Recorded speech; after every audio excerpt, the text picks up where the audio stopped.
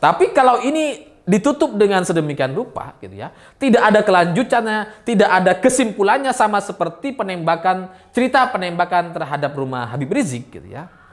Maka ini semakin meyakinkan bahwa Habib Bahar dan segala ceritanya itu hanya sebatas operasi intelijen.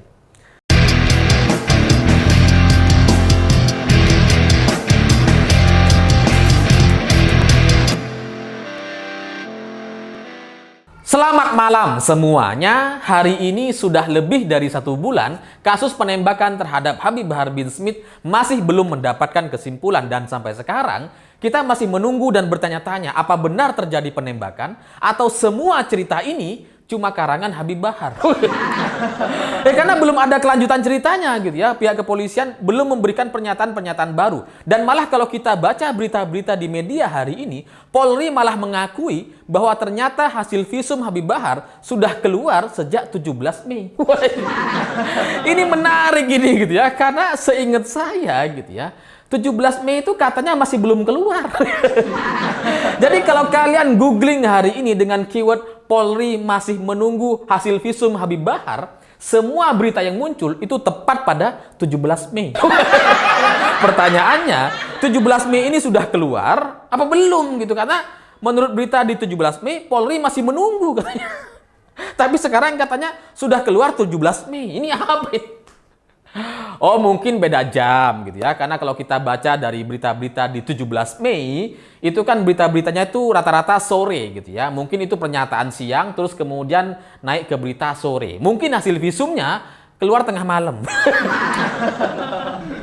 Tapi ini menarik gitu, karena semestinya pihak kepolisian sudah tahu hasil visum akan keluar hari itu, dan semestinya pernyataan yang muncul di media itu lebih akurat atau lebih tepat gitu. Misalkan ya hasil visum akan keluar hari ini, nanti akan kita pelajari. Kan mestinya agak gitu. Tapi pada 17 Mei, sore 17 Mei, di semua berita Polri mengatakan bahwa kita masih menunggu hasil visum Habib Bahar. Ya sama-sama benar sih gitu ya. Masih menunggu karena mungkin memang belum keluar gitu. Keluarnya agak-agak malam. Ya tapi setelah keluar pun ternyata sejak 17 Mei sampai sekarang gitu ya, ternyata ini masih belum juga dibuka ke publik dan belum juga diumumkan, dengan alasan bahwa pihak kepolisian masih menunggu hasil investigasi dari laboratorium forensik yang labnya itu ada di Mabes Polri. Jadi ini agak jauh gitu ya, dari Bogor ke Mabes Polri kan agak jauh. Ini juga menarik gitu, karena ya seberapa lama sih sebenarnya investigasi Polri untuk kasus yang sebenarnya ini sudah bisa disimpulkan ada tidaknya kasus penembakan? Kan mestinya gampang aja gitu. Kenapa ini kemudian nggak dibuka? Bahkan hasil visum yang sudah keluar sejak 17 Mei sampai sekarang juga masih belum dibuka. Ini sebenarnya ada apa? Ada apa gitu? Apa ada? Ya karena kalau kita ngelihat dari sisi Habib Bahar sendiri, itu sudah bisa marah-marah gitu. Sudah sembuh kayaknya.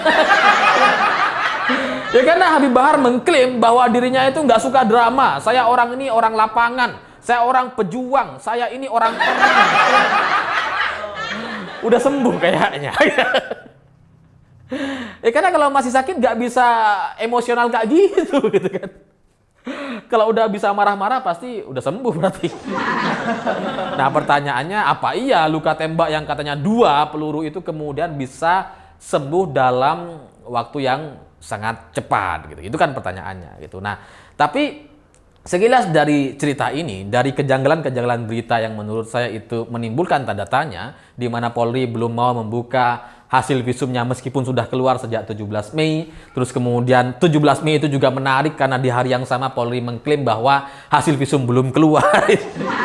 Dari semua keunikan-keunikan dari kasus Habib Bahar ini gitu ya, ini kemudian ditutup dengan satu cerita yang menurut saya ini masih ada kaitannya. Karena kemarin itu ada teman saya yang seorang Habib juga gitu ya. Saya sempat nanya tuh, lingkungan Habib kan mestinya tahu gitu ya kasus ini kayak gimana gitu kan. Ini sebenarnya cerita apa sih gitu ya. Saya coba tanya lah gitu ya. Bib, antum nih dengar nggak yang kasus saudara antum itu Habib Bahar? Oh iya dengar mas. Itu gimana sih kataku. Saya tanya gitu kan, saya coba pancing-pancing gitu ya. Dan jawaban dia menurut saya ini agak unik gitu. Karena dia muncul dengan satu cerita kira-kira begini. Habib Bahar ini sebenarnya siapa Mas Alif? Gitu ya. Kenapa dia tiba-tiba muncul? Tiba-tiba dia dikenal, tiba-tiba jadi tokoh publik. Padahal sebenarnya ini di kalangan Habib bukan siapa-siapa. Dia bukan yang paling cerdas, secara keilmuan yang nggak terlalu baik gitu ya. Masih banyak yang lebih baik dibandingkan Habib Bahar gitu ya. Terus kemudian dari sisi pesantren juga santrinya yang nggak seberapa. Masih banyak Habib yang punya santri yang lebih banyak gitu ya. Tapi kenapa kemudian ini tiba-tiba muncul dan kemudian menjadi tokoh seolah-olah sangat penting sekali di Indonesia? Apa iya ini kebetulan? Apa iya ini bergerak secara natural gitu ya? Terjadi begitu saja, atau ini memang dipersiapkan dan dikendalikan, atau ini memang sengaja dimunculkan agar terus diberitakan dan dibicarakan di media, agar terus diundang oleh pihak media, agar terus dibicarakan, diberitakan oleh pihak media. Mana yang benar? Ya saya pikir-pikir benar juga gitu ya. Karena kalau kita ngelihat hari ini dari kasus Habib Bahar ini yang katanya ditembak oleh orang tidak dikenal itu gitu ya. Saya terus terang meragukan bahwa cerita itu adalah cerita yang benar. Saya ragu bahwa itu adalah benar-benar kasus penembakan. Saya pikir itu kasus yang dibuat-buat saja gitu ya. Itu berita-berita hoax yang coba dimainkan oleh Habib Bahar gitu ya. Nah, sekarang ketika kasus ini kemudian seperti ditutupi atau coba mengulur-ngulur waktu sampai kita masyarakat ini lupa dengan kasus ini kan menjadi menarik sekali gitu. Seperti saling berhubungan gitu ya. Apa jangan-jangan memang Habib Bahar itu disiapkan, dikendalikan oleh teman-teman kita gitu ya.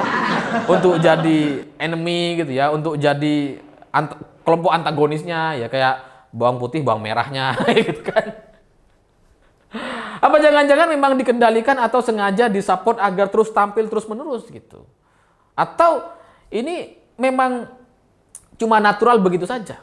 Karena kalau ini disupport, kalau ini memang sengaja dibuat menjadi tokoh si Habib Bahar ini, maka masuk akal kalau sampai sekarang pihak kepolisian masih belum juga membuka kasus ini secara terang benderang. Meskipun hasil visumnya sudah keluar, masih belum dibuka juga sampai sekarang. Ya karena kalau kita bicara soal investigasi, hasil forensik yang ada di Mabes Polri dan sebagainya, itu nggak ada yang tahu kecuali orang Polri sendiri gitu. Tapi kalau hasil visum, itu kan nggak bisa ditutup-tutupi. Karena yang mengeluarkan kan pihak rumah sakit. Dokternya sudah diperiksa semuanya gitu ya. Jadi kalau misalkan diklaim bahwa hasilnya belum keluar, nggak bisa. Karena sudah keluar. Dan sudah dikeluarkan gitu.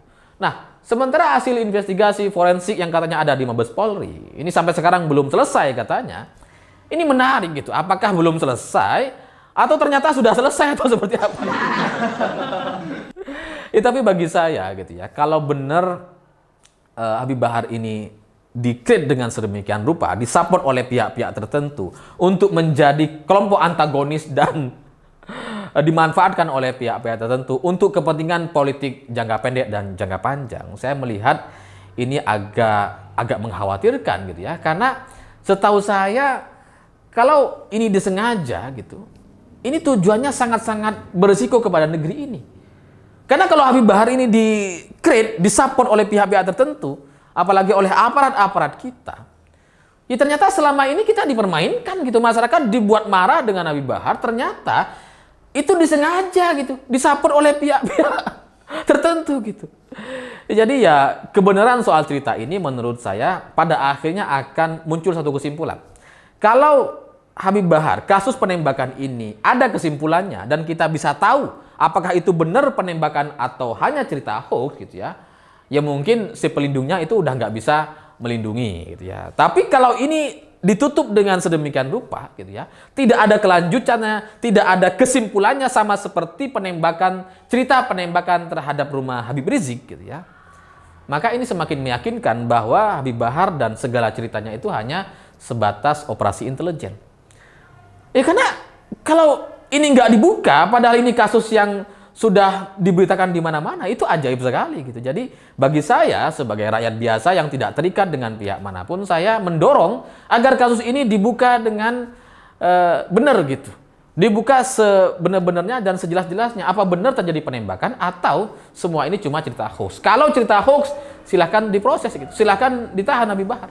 Karena sudah menyampaikan cerita hoax atau ngeprank pihak kepolisian. Dan pada intinya sekali lagi, semua cerita ini harus ada kesimpulannya. Kalau enggak, kita curiga bahwa semua cerita ini adalah operasi intelijen. Saya pikir itu. Terima kasih sudah menonton. Begitulah kura-kura.